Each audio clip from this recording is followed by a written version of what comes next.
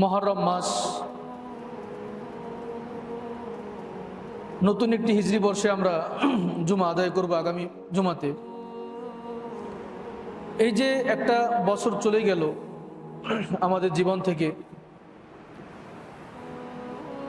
এই মুহূর্তে আমাদের জন্য আবশ্যিক হলো, কাজ হলো, এই যে একটা আরবি বর্ষ আমার জীবন থেকে চলে গেল, একটা হিজরি বর্ষ আমার জীবন থেকে চলে গেল। আমি এই বছরটাকে, এই বর্ষকে কতটুকু কাজে লাগাতে পারলাম সে নিয়ে একটু ফিকির করা উচিত, চিন্তা ভাবনা করা উচিত।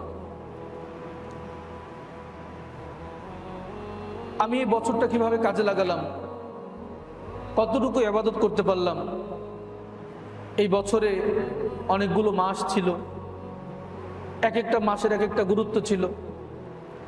রমাদানের গুরুত্ব ছিল, জিলকদের গুরুত্ব ছিল, জিলহজের গুরুত্ব ছিল, শাওয়ালের গুরুত্ব ছিল, শাবানের গুরুত্ব ছিল, রজবের গুরুত্ব ছিল। প্রত্যেকটা মাসের আলাদা গুরুত্ব ছিল এবং সেই মাসগুলোতে আল্লাহ পাকের পক্ষ থেকে, তার রাসূলের পক্ষ থেকে দেওয়া কিছু আমল ছিল, কিছু দিক নির্দেশনা ছিল। আমাদের চিন্তা করা দরকার যে আমরা সেই আমলগুলো ঠিক মতো করতে পেরেছি কিনা।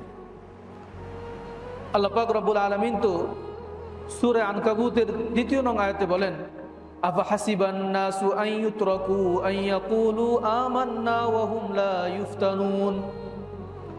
মানুষ কি মনে করেছে সে শুধু মুখে বলল যে আমরা ঈমান আনলাম, আর তাকে পরীক্ষা না করেই ছেড়ে দেওয়া হবে? আল্লাহ পাক বলছেন মানুষ শুধু মুখে মুখে বলল যে আমি ঈমান এনেছি, আর তাকে পরীক্ষা না করেই এমনি এমনি জান্নাত দিয়ে দেওয়া হবে, তাকে পরীক্ষা না করেই মাফ করে দেওয়া হবে। বিষয়টা এমন নয়। বরং আমরা যারা মুখে ঈমান আনার কথা বলছি, আল্লাহ পাক রব্বুল আলামিন আমাদেরকে যেই আমলের দিক নির্দেশনা দিয়েছেন, আমাদেরকে জীবন দিয়েছেন, আমাদেরকে সময় দিয়েছেন, প্রত্যেকটা জীবন, সময়, শ্বাস প্রশ্বাসের হিসাব আল্লাহ পাকের কাছে অবশ্যই দিতে হবে। আল্লাহ পাক রব্বুল আলামিন কোনো কিছুই অনর্থক সৃষ্টি করেন নাই। আল্লাহ পাক বলেছেন, আফা হাসিবতুম আন্নামা খালাকনাকুম আবাসা ওয়া আন্নাকুম ইলাইনা লা তুরজাউন। তোমরা কি মনে করতেছো যে তোমাদেরকে আমি এমনি এমনি সৃষ্টি করেছি, তোমাদেরকে আমি অনর্থক সৃষ্টি করেছি, তোমরা কি আমার দিকে ফিরে আসবা না? তোমরা কি এমনটা মনে করতেছো? মানে আল্লাহ পাক রব্বুল বলতে চাচ্ছেন যে তোমাদেরকে আমি এমনি এমনি সৃষ্টি করি নাই, তোমাদেরকে অবশ্যই আমার দিকে ফিরে আসতে হবে।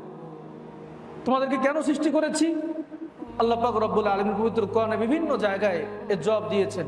কোথাও বলেছেন লিনাবলুয়াকুম আইয়ুকুম আহসানু আমালা, দেখার জন্য যে তোমাদের মধ্যে কে উত্তম আমল ভালো মতো করতে পারো।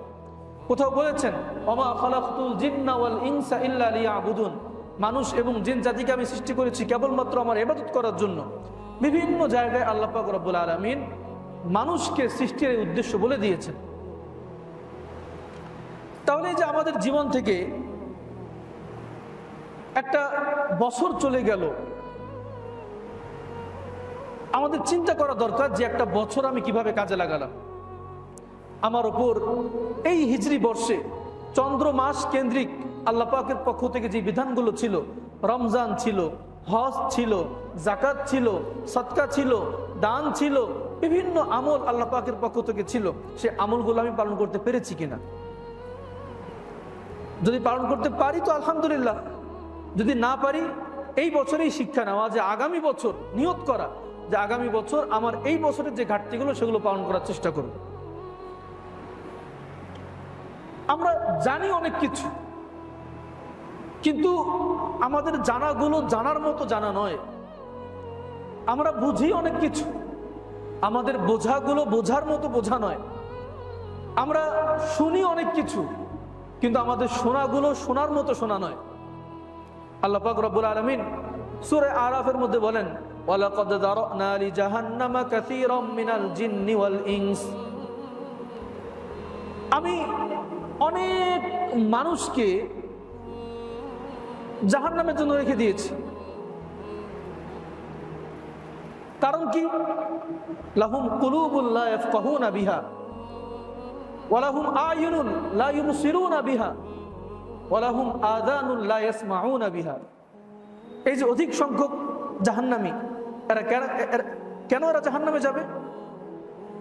আল্লাহ পাক বলছেন লাহুম কুলুবুন লা ইয়াফকাহুনা বিহা, তাদের হৃদয় ছিল কিন্তু হৃদয় দিয়ে তারা বুঝতো না।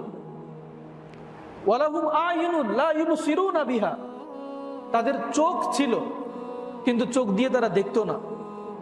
ওয়া লাহুম আযানুন লা ইয়াসমাউনা বিহা, তাদের কান ছিল কিন্তু তারা শুনতো না। তো হৃদয় থাকলে মানুষ বোঝে না? বুঝে তো। চোখ থাকলে তো মানুষ দেখে, কান থাকলে তো মানুষ শোনে। কিন্তু আল্লাহ পাক বলছেন যে হৃদয় আছে তারপরেও বুঝছে না, চোখ আছে তারপরেও দেখছে না, কান আছে তারপরেও শুনছে না। মানেটা কি? মানে এটাই, হৃদয় আছে, বোঝার অনুধাবন শক্তি আছে, কিন্তু যেভাবে বোঝা দরকার সেভাবে বোঝে না। চোখ আছে, চোখের দৃষ্টি শক্তি আছে, যেভাবে দেখা দরকার সেভাবে দেখে না। কান আছে, শ্রবণ শক্তি ঠিক আছে, কিন্তু যেভাবে শোনা দরকার সেভাবে শোনে না। শুধু কথা বললো একজন, শুনলাম, ফোনের মধ্যে ওয়াজ ছেড়ে দিয়ে ঘুমাইলাম। এখন তো আলহামদুলিল্লাহ মানুষ গানের চেয়ে ওয়াজই বেশি শোনে, অনেকে মুরব্বী মানুষ আছে। দৈনন্দিন কথা শুনতেছি, দেখতেছি অনেক কিছু।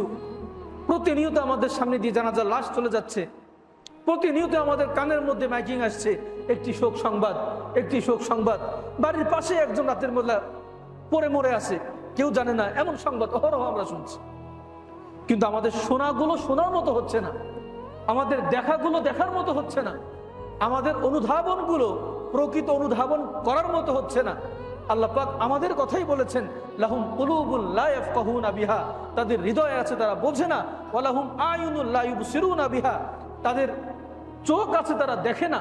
ওয়া লাহুম আযানুন লা ইয়াসমাউনা বিহা, তাদের কান আছে তারা শোনে না। উলাইকা কাল আনআমি বাল হুম আদাল উলাইকা হুমুল গাফিলুন। আল্লাহ পাক বলছেন আরে এরা হলো চতুষ্পদ জন্তুর মতো। বালহুম আদল, না, এর চেয়ে আরো খারাপ। আল্লাহ পাকের প্রকাশ ভঙ্গি এরকম। এই যে চোখ থাকলেও দেখছে না, কান থাকলেও শুনছে না, হৃদয় আছে অনুধাবন করছে না। আল্লাহ বলছেন, আমি বলছি না, উলাইকা কাল আনআম, তারা হলো চতুষ্পদ জন্তুর মতো। বাল হুম আদল, না না না, এর চেয়েও আরো জঘন্য। উলাইকা হুমুল গাফিলুন, এরা হলো উদাসীন। আল্লাহ বলছেন এভাবে, আল্লাহ বলছেন এভাবে। মুআজ্জাজ হাজিরিন, আমাদের সময়, আমাদের জীবন, আমাদের শ্বাস প্রশ্বাস প্রত্যেকটা খুব গুরুত্বপূর্ণ। আমাদের জীবনকে অনর্থক নষ্ট করার মতো নয় আমাদের জীবন।